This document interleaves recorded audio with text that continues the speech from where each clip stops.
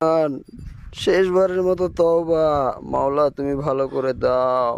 আমার সোনা ময়না রে, আমার প্রাণের ময়না রে, আমি সকল বন্ধুদেরকে বলবো তোমরা কি মন দিয়ে খেলা এখন কথা বলে শোনো, তারপর ওনাকে জাজ খেলিলি করো। পাখি, সত্যি কি কি উনি পাগল খেলা ছিলেন? খেলিলি পাখি শূন্যতে বসে, আমার সোনা ময়না পাখি। দিলের ময়লা দিবি কি কয়লা করে রে, আমার সোনার ময়না পাখি। আমার ভাই বলে রক্তের বাঁধন, কয়লা অন্ধকার হলেও কয়লা, আলো হলেও আলো।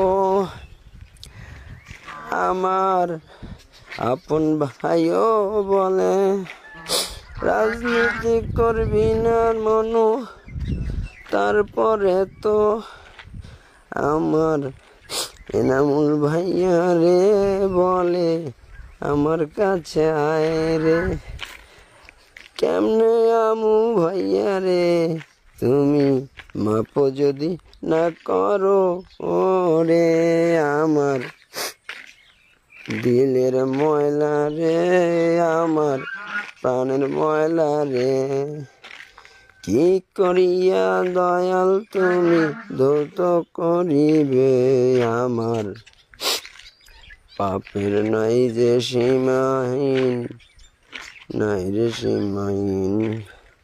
মাফ করিয়া দিয়া মাওলা হেদায়েত দাও, মাফ করিয়া মাওলা তুমি হেদায়েত দাও। আমার পিতামাতা সহ সবাইকে 8টি জান্নাতের কুল ফেরদৌস সহ 8টি জান্নাত করো তাদের দান, 8টি জান্নাত করো দান, বিনিময়ে মোরে আল্লাহ দেওরে তুমি 7টি জাহান্নাম। আল্লাহ সর্বশক্তিমান, শেষবারের মতো তওবা, মাওলা তুমি ভালো করে দাও। এবার তোমরা বলো তো, তোমাদের কার কার মনে হচ্ছে যে এই মানুষটা চোর হতে পারে কিংবা এই মানুষটা ভারসাম্যহীন হতে পারে? হ্যাঁ, আমি মানছি একটু হয়তো মাথার প্রবলেম ছিল, তাই বলে এই লোকটা চোর হবে? ভাই রে ভাই, তোরা কি মানুষ? তোরা তো মানুষের পাল্লা পড়িস না রে। আমি কথা মানে বলছি, যদিও মানুষটা চোর হয়ে থাকে, তোদেরকে কে অধিকার দিয়েছে আইন নিজের হাতে তুলে নেওয়ার কিংবা ওকে শাস্তি নেওয়ার? তোরা কি আল্লাহ হয়ে গেছিস? তোরা কি ভগবান হয়ে গেছিস? একটা মানুষকে তোরা শাস্তি দিচ্ছিস? হ্যাঁ, আজকে ভুলবশত তোরা যে মানুষটার প্রাণটা নিয়ে নিলি, ঠিক আছে, তো তোরা কি পারবি সে মানুষটার প্রাণটা ফিরিয়ে দিতে? তোরা তো তোদের ভুলগুলো বুঝতে পেরেছিস যে ওই মানুষটা চোর ছিল না, দে তো ফিরিয়ে প্রাণটা।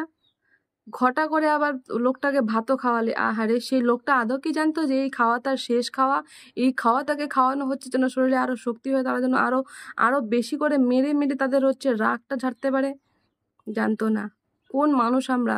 2024 সালে এসেও এই ধরনের ঘটনা আমাদেরকে দেখতে হচ্ছে। জালিমদের থেকেও তো আমরা বেশি বেশি জালিম হয়ে গেছি, তাই না? নিজেকে মানুষ বলতে সত্যি লজ্জা লাগছে। বলেছিল না আমাদের নবীজি নাকি বলে গেছিল যে শেষ জামানায় নাকি এরকমটা হবে, মানুষ মানুষকে বিনা কারণে মেরে ফেলবে। কেন জানি না মনে হচ্ছে কেয়ামতটা খুব তাড়াতাড়ি চলে আসছে। মানুষ মানুষকে সত্যি অকারণে বিনা কারণে মেরে ফেলছে।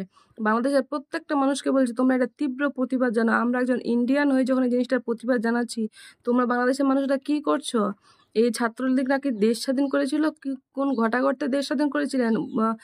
নির্দোষ নির্দোষ মানুষদেরকে মেরে ফেলার জন্য? তোমরা ছাত্র নামের কলঙ্ক। আর আমি তোমাদেরকে রিকোয়েস্ট করবো, ভিডিওটা বেশি বেশি শেয়ার করে প্রত্যেকটা মানুষের কাছে পৌঁছিয়ে দাও, যেন প্রত্যেকটা মানুষ এটার প্রতিবাদ করে। যতক্ষণ না সেই মানুষদের শাস্তি হচ্ছে উপযুক্ত, তাদের ফাঁসি হচ্ছে, ততদিন পর্যন্ত যেন এই প্রতিবাদ না থামে।